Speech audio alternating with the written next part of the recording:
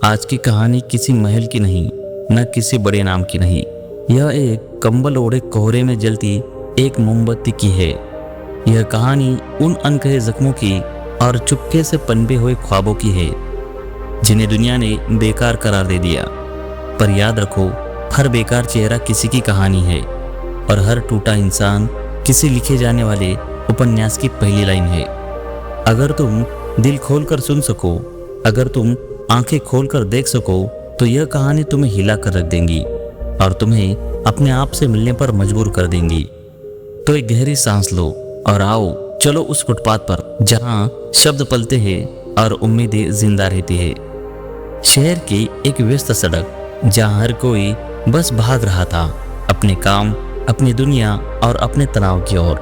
इन्हीं भागती दौड़ती जिंदगियों के बीच एक कोना था जहां बैठा था एक भिखारी। उसका नाम किसी को पता नहीं था। चेहरे पर झुर्रियां, हाथों में फटे दस्ताने और बदन पर पुराना कंबल लिपटा हुआ, लेकिन उसकी पहचान कुछ और थी। हर रात वो एक मोमबत्ती जलाता और एक पुराना डायरी जैसा कागज खोलकर कुछ लिखता। लोग उसे पागल लेखक कहते थे। देखो फिर से शुरू हो गया ये, भिखारी होकर लिखता है, वाह हरे पगले। कोई उसे खाना देता, कोई दुत्कारता, लेकिन वो बस मुस्कुरा देता और लिखता रहता। उसके सामने रखी भीख की कटोरी कभी भरती, कभी खाली रह जाती, लेकिन उसकी कलम कभी नहीं रुकती। आरव एक 21 साल का कॉलेज स्टूडेंट हर रोज उसी रास्ते से गुजरता, हर दिन उस भिखारी को देखता। लेकिन एक दिन उसकी जिज्ञासा बढ़ गई। वो रुका और बोला, बाबा आप हर रात क्या लिखते हो? भिखारी ने उसकी तरफ देखा। वो नजरें थी जैसे तूफान झेल चुकी हो, लेकिन अभी भी शांति से भरी हो। तू नहीं समझेगा बेटा, कभी वक्त मिला तो पढ़ लेना। इतना कहकर वो मुस्कुरा दिया। बारिश हो रही थी, तेज हवाएं, बिजली कड़क रही थी। सब लोग अपने घरों में थे, लेकिन वो भिखारी उसी कोने में बैठा था। एक हाथ से छाता पकड़कर रखा था, दूसरे हाथ में कलम, और अब भी वो लिख रहा था। आरव खिड़की से वो सब देख रहा था। उसके अंदर कुछ टूटा। उसने सोचा, इतनी बारिश में भी वो क्या लिख रहा है।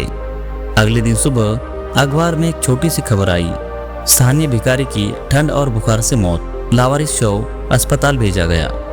आरव के हाथ से अखबार छूट गया। आरव का दिल धक से रह गया। वो सीधा उस जगह पहुंचा जहां वो रोज बैठता था। अब वहां एक खाली बेंच थी, उसके नीचे एक थैला पड़ा था। आरव ने कागज खोले। एक के बाद एक कहानी थी। एक आदमी जिसने सब कुछ खो दिया, लेकिन फिर भी अपने सपनों को जिंदा रखा। दूसरी कहानी थी भूख से तड़पते बच्चों के लिए एक पिता का संघर्ष। हर कहानी में जो किरदार था वो कोई और नहीं, बल्कि वो खुद भिखारी था।